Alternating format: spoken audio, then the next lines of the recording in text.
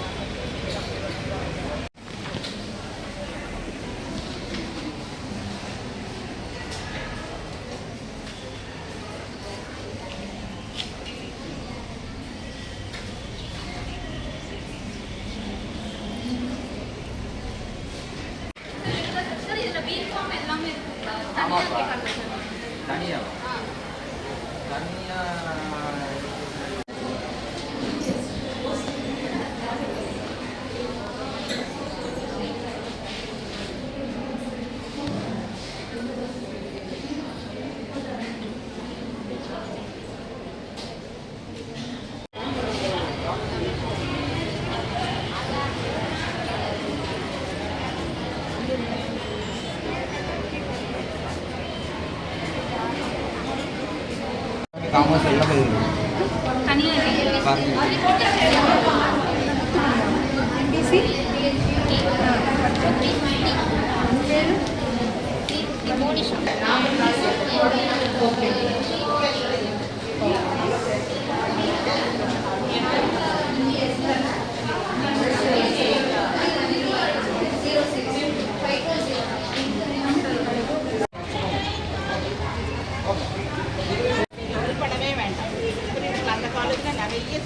நிறைய கோர்ஸஸ் இருக்குது.